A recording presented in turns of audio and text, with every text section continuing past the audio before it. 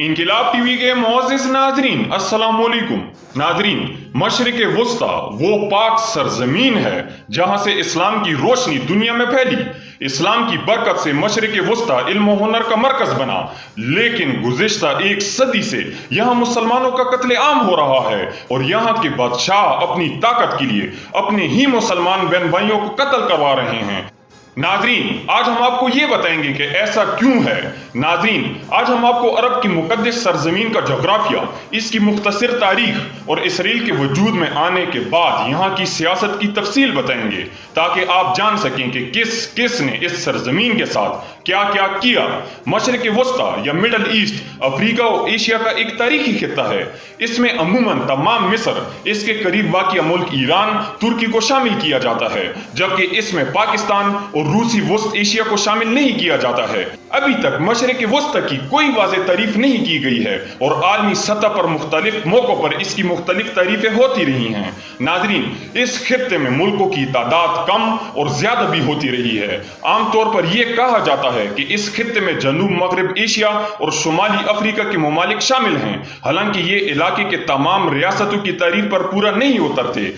इस इलाके की नस्ली बिरादरियों में अफ्रीकी, अरब, अर्मीनियाई, आजरी, बर्बर, यूनानी, किर्द, फारसी, ताजिक, तुर्क और तुर्कमान शामिल हैं। ये दुरुस्त है कि इस मशरिक़ वुस्ता में सबसे ज्यादा तादाद में लोग अरबी बोलते हैं, मगर अरबी के साथ साथ मुख्तलिफ इलाकों में मुख्तलिफ ज़ुबानें बोली जाती हैं। मशरिक़ वुस्ता की मगरब में की गई तारीफ के मुताबिक मगरब एशिया ईरान से लेकर मिस्र तक का इलाका मशरिक़ वुस्ता है, जबकि मिस्र मशरिक़ वुस्ता का हिस्सा तस्लीम किया जाता है। हालांकि मिस्र जोग्राफियाई तौर पर अफ्रीका में वाक़या है। मुक़द्दरा बैनुल-अक़वामी फ़िज़ाई सफ़र मशरिक़ वुस्ता की तारीफ के मुताबिक बहरीन, मिस्र, इराक, इसराइल, इर्दन, कुवैत, लिबनान, फ़लस्तीन, ओमान, कतर, सऊदी अरब, सूडान, मुत्तहिदा अरब इमारात और यमन मशरिक़ वुस्ता में आते हैं। अगर तुर्की भी मशरिक़ वुस्ता में शामिल होता है तो फिर ये 3 बरआज़मों की नुमाइंदगी करता है।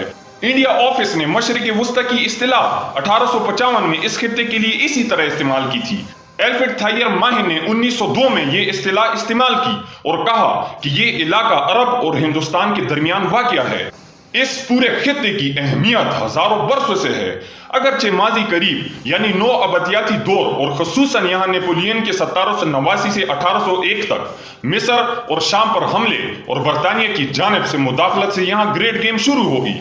मशरिक़ वुस्ता के खित्ते में मेडिटेरियन सी, खलीज फारिस नहर, स्विस, अबनाए हर्मिस, बहीरा अरब और फिर बहीरा हिंद तक समुद्री रास्तों और तिजारत की बुनियाद पर नौ अबदियाती निज़ाम के एतबार से यहाँ 18वीं सदी के आखिर और 19वीं सदी के आगाज से बड़ी आलमी ताकतों के दरमियान कशाकश शुरू हो गई, जो किसी न किसी अंदाज से आज तक जारी है।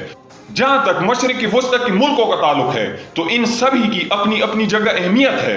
यहाँ बुनियादी तौर पर और मुख्तसरन मगर जामिया अंदाज में मिस्र, शाम, इराक और लीबिया का जिक्र किया जा रहा है। फिर इन मुल्कों समेत इस पूरे इलाके के पस मंजर का जायजा लें तो ये तमाम इलाके या खित्ते इंसान की अवलीन तहजीब का मरकज रहा है। कबल मसीह तक दुनिया की 5 बड़ी इंसानी तहजीबें गुजरी हैं, जिनके आसार कदीमा आज भी मिस्र, शाम, इराक, फ़लस्तीन और इर्द गिर्द मौजूद हैं। यहाँ यहूदियत, ईसाइयत और इस्लाम भी खूब परवान चढ़ा।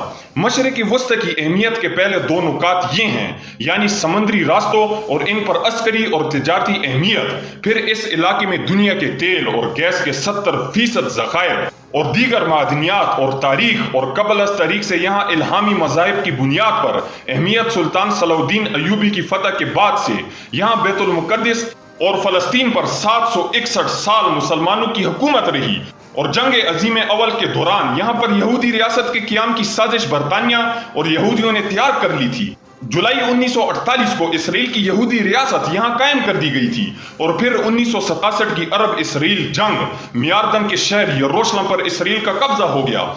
वादे रहे कि जब 11 सितंबर 2001 को न्यूयॉर्क के वर्ल्ड ट्रेड सेंटर और वाशिंगटन में पेंटागन पर हमला हुआ था तो इसके फौरन बाद सदर बुश ने जो तकरीर की थी इसमें नई सलीबी जंग के ऐलान की बात भी कर दी थी। यानी अमरीकी और यूरोपीय क़यादत के ज़हनों में कहीं ये तारीखी हवाले अब भी मौजूद हैं। اور 1967 کے بعد 1973 کی جنگ میں عربوں کی پوزیشن قدرے بہتر رہی اور اسی دوران تیل کو ہتھیار کے طور پر استعمال کرنے کی حکمت عملی بھی کارگر ثابت ہوئی، لیکن اس سے انکار نہیں کیا جا سکتا کہ مشرق وسطی کی اپنی مذہبی اہمیت ہے اور ان بنیادوں پر شام، عراق، مصر، اردن، لبنان اور دیگر ملکوں میں صدیوں سے جنگیں ہوتی رہی ہیں۔ اور یہ بھی حقیقت ہے کہ یہودی اپنے مذہب کی بنیاد پر مستقبل میں دنیا پر حکمرانی کے دعوے کرتے ہیں اور یروشلم میں بیت سلیمانی کی تعمیر کا منصوبہ رکھتے ہیں۔ گزشتہ برسوں سے اس کا برملا اظہار بھی کرتے رہے، لیکن یہ بھی تلخ حقیقت ہے کہ اقوام متحدہ کی جانب سے ان عرب علاقوں پر اسرائیل کے قبضے اور متنازع علاقے ہونے کے باوجود امریکہ نے اپنا سفارت خانہ تل ابیب سے یروشلم منتقل کیا تھا۔ اسی طرح اسرائیل برسوں سے عربوں کے مقبوضہ علاقوں میں نئی اسرائیلی بستیاں قائم کرتا رہا ہے اور اقوام متحدہ کی قراردادیں اور مذمتیں یہاں بے اثر رہی ہیں۔ 1973 کی عرب اسرائیل جنگ میں عرب ممالک کی قدرے بہتر کارکردگی کے بعد عالمی سطح پر ایک جانب تو امریکہ، برطانیہ، فرانس نے اسرائیل کے ساتھ مستقبل کی منصوبہ بندی اور حکمت عملی تیار کی جس پر بڑی توجہ اور مستقل مزاجی سے عمل کیا، تو دوسری جانب سابق سوویت یونین جس نے 1973 کی جنگ میں مصر کو اس دور کے جدید سام میزائل دیے تھے، محتاط ہو گیا اور مصر سے تعلقات میں دوگلی پالیسی اپنائی۔ مشرق وسطی کے علاقے میں مصر اپنے 10,01,450 مربع کلومیٹر رقبے اور 10 کروڑ سے زیادہ آبادی کے لحاظ سے مشرق وسطی کا سب سے بڑا ملک ہے۔ اس کے شمال میں غزہ کی پٹی اور اسرائیل، مشرق میں خلیج عقبہ اور بحیرہ احمر، جنوب میں سوڈان، مغرب میں لیبیا اور مغرب شمال میں بحیرہ روم، خلیج عقبہ کے اس طرف اردن اور بحر احمر کے اس طرف سعودی عرب، جبکہ بحیرہ روم کی دوسری جانب یونان، ترکی اور قبرص ہیں، جن سے خشکی سے سرحدیں تو نہیں ملتی مگر قربت اور اسٹریٹجک پوزیشن کی حامل ہیں، کیونکہ نہر سوئز دو سمندروں کے درمیان فاصلے کو مختصر کرتی ہے۔ یہاں 7ویں صدی عیسوی سے مسلمانوں کی حکومت قائم ہوئی اور 20ویں صدی کے آغاز تک مصر ترکی کی سلطنت عثمانیہ کا حصہ رہا۔ مصر کو 1922 میں برطانیہ سے آزادی ملی اور یہاں بادشاہت قائم ہوئی، مگر برطانوی فوجوں کا غلبہ رہا۔ دوسری جنگ عظیم میں یہاں سرائے سینا اور الامین کا علاقہ دنیا کی بڑی جنگ کا میدان بنا رہا، جہاں جرمن جنرل رومیل اور انگریز جنرل منٹگمری کے درمیان جنگی تاریخ کا مثالی مقابلہ ہوا۔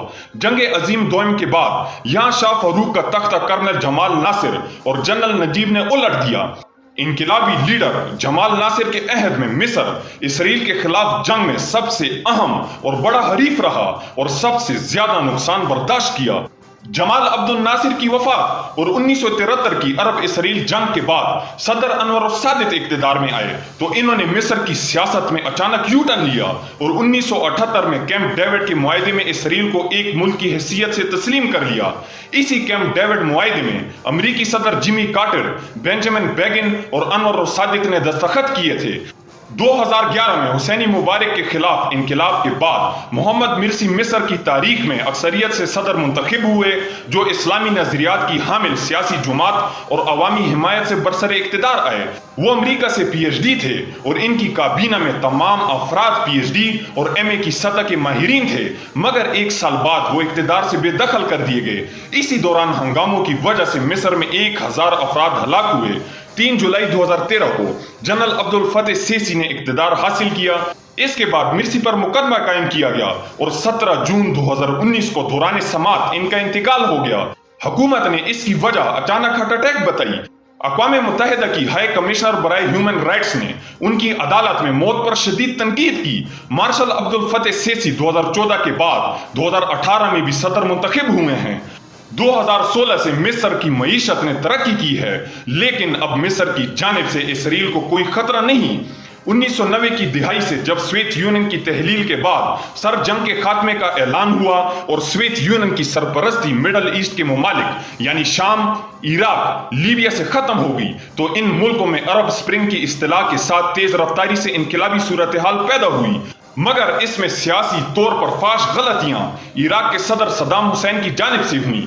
جب صدر صدام حسین نے 22 ستمبر 1980 سے ایران کے خلاف جنگ شروع کی جو 20 اگست 1988 تک جاری رہی، اس جنگ میں تقریباً 6 لاکھ ایرانی اور 5 لاکھ عراقی جاں بحق ہوئے، جبکہ اسی جنگ کی ابتدا میں جون 1981 کو اسرائیلی طیاروں نے اچانک حملہ کر کے عراق کا ایٹمی ری ایکٹر تباہ کر دیا تھا۔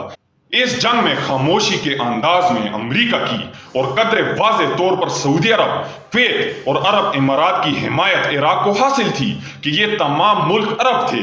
इस 8 साला जंग की वजह से इराक की मईशत कमजोर हुई और इस जंग और इसके अलावा किर्दों के खिलाफ कार्रवाइयों में इराक पर केमिकल हथियारों के इस्तेमाल के इल्जामात भी आयद हुए।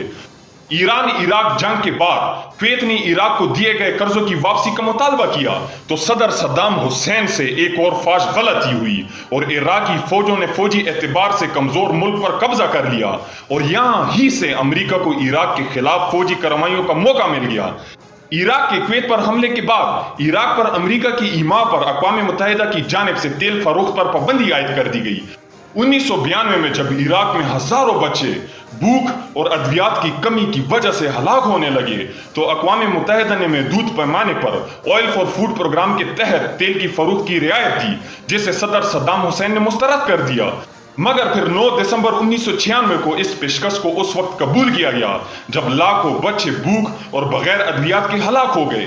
फिर 9/11 के बाद अमेरिका ने इराक पर केमियाई हथियारों की मौजूदगी और इलाके में इसके खतरात को बुनियाद बनाकर इराक पर 2003 की जंग में कब्जा कर लिया और चंद बरस बाद अमेरिका ने यह एतराफ भी कर लिया कि अमेरिकी CIA की रिपोर्ट गलत थी।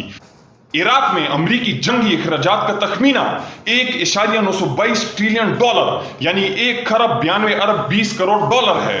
लेकिन ये भी हकीकत है कि यहाँ तेल गैस के ज़खायर आखिर किसके काम आए। अगर आपने अभी तक हमारी वीडियो लाइक नहीं की तो इसे लाइक करें, इनकिलाब टीवी को सब्सक्राइब करें और बेल आइकन पर जरूर क्लिक करें ताकि आपको मुस्तकबिल में हमारी इस तरह की वीडियोस मौसूल हो सकें।